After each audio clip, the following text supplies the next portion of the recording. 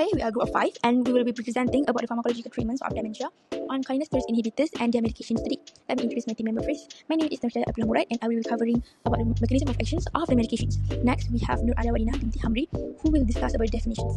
Following that, we have Siti Khairunisa binti Sabri who will handle about the drug interactions, type of drugs and route of administrations. And we have Danish Ali Farhan that will talk about potential side effects, management and monitoring. Finally, we have Muhammad Ashraf Hakimi who will conclude with the cognitive improvement, behavioral symptoms and delay progressions. What is cholinesterase inhibitor? Cholinesterase inhibitor, also known as acetylcholinesterase inhibitors or anticholinesterases, are a type of medication that work by blocking the breakdown of acetylcholine, a chemical in the brain. Cholinesterase inhibitors are commonly used to help manage the symptoms of Alzheimer's disease and other types of dementia.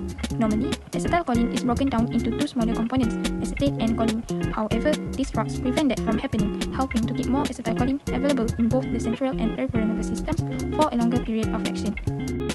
These are the three medications that we'll be focusing on, which is danvazil, galantamine, and rivastigmine. This medication work by improving communication between nerve cells in the brain, which may help reduce symptoms like memory loss and confusion. For further information, let's start with the mechanism of action of the medications I mentioned just now. So let's start with the danvazil. This drug is a reversible acetylcholinesterase inhibitor that is targeting the acetylcholinesterase enzymes in the brain. It will prevent the hydrolysis of acetylcholine, which may help in increasing the concentration at cholinergic synapses. By exhibit some influence on the voltage-gated ion channel, it will shown to downregulate neuroinflammatory responses. Then, it will improving the cognitive function and alleviating the symptoms. Next is galantamine. Galantamine is a reversible and competitive inhibitor of acetylcholinesterase. Then, it is also allosteric modulator of negative acetylcholine receptors. It will enhance receptor activity, making it more responsive to acetylcholine. Allosteric modulators do not activate the receptor directly. They change the receptor's shape instead, making it easier for the acetylcholine to bind and activate the receptor.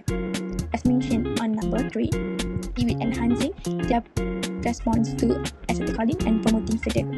Lastly, it will inhibit the enzyme of acetylcholinesterase, which breaks down the acetylcholine in the synaptic cleft. The last medication is rivastigmine. Like other medications, rivastigmine is also a reversible acetylcholinesterase inhibitor that will prevent the hydrolysis of acetylcholine that will improve the neurotransmissions at the cholinergic synapses.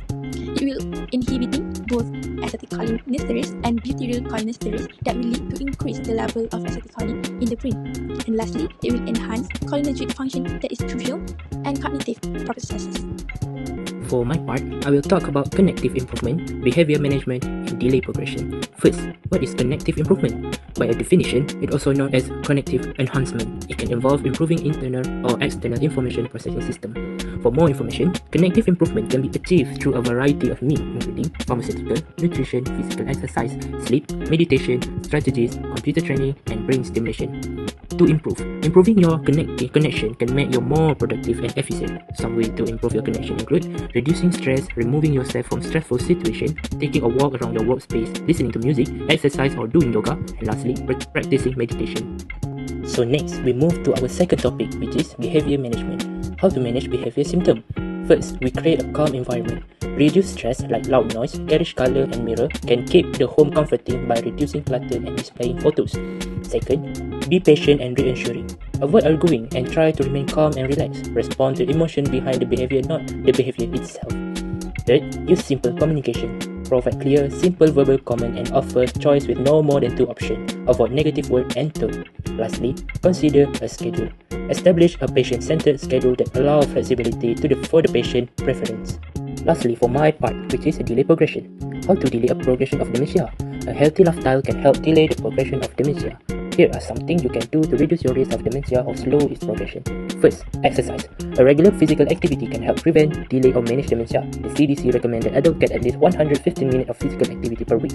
Second, eat well. A Mediterranean diet or plant-based diet can help reduce the risk of dementia. Eating food rich of antioxidants like fruits, leaf green, and nuts can help protect your brain. Lastly, manage weight. Maintaining a healthy weight can help reduce your risk of dementia. Let's dive into how they work, their potential side effects, and how we can manage this effect effectively.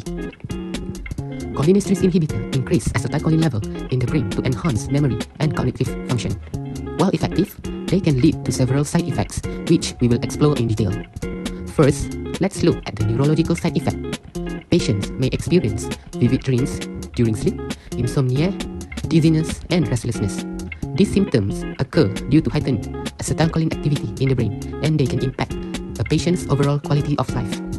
Next, we have cardiovascular side effects such as bradycardia, which is a slow heart rate, hypotension or low blood pressure, dizziness, fatigue, and in severe cases, fainting. These effects make it critical to monitor heart function during treatment, especially for elderly patients. Now that we have covered the side effects, let's discuss how to manage and monitor them. This is crucial for ensuring the safety and well-being of patients. Step 1 is frequent follow-ups. Schedule regular checkups every 3 to 6 months. A multidisciplinary team comprising neurologists, geriatricians, nurses, and pharmacists. They should work together to monitor progress and address any side effects. Step 2 involves caregiver and patient counseling. This is because it is important to explain that the goal of therapy is to stabilize or improve symptoms, not to cure dementia. Other than that, is to educate patient and caregiver on potential side effects and encourage them to seek medical help if they notice anything concerning. Lastly, for step 3 is handling adverse effect. Doctors should clearly explain how the medication might affect neurological, cardiovascular, and dermatological system in patient bodies. Tailored treatment plans can minimize discomfort while maximizing benefit. We move to drug-drug interaction. The first drug is donepezil. Anticholinergic drugs, when given with donepezil, can reduce effectiveness of donepezil, for example, oxybutynin and tolterodine.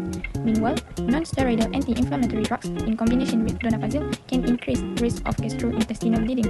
Example of drugs are aspirin and ibuprofen. Next is CYP3A4 inducers or inhibitors. They alter donepezil metabolism and affecting its efficacy or toxicity. Example of inhibitor is fluoxetine and inducer is carbamazepine. The second drug is rivastigmine. Anticholinergic drugs, in combination with rivastigmine, can reduce therapeutic effect of rivastigmine, for example, oxybutynin and tolterodine. Next is beta-blockers drugs. They can increase risk of bradycardia or syncope. Example of drugs are atenolol and metoprolol. Meanwhile, cholinergic agonist drugs, in combination with rivastigmine, can cause additive cholinergic effects and potentially causing toxicity, for example, beta-nicol and pilocarpine. The third drug is galantamine. Anticholinergic drugs, in combination with galantamine, can antagonize therapeutic effect of galantamine, for example, oxybutynin and tolterodine. Next is CYP3A4 and CYP2D6 inhibitors drugs. They can increase plasma level of galantamine and raising toxicity risk, for example, paroxetine and ketoconazole. Meanwhile, cholinergic drugs, in combination with galantamine, can increase risk of severe cholinergic side effects, include bradycardia and gastrointestinal symptoms. Example of drugs are donepezil and rivastigmine.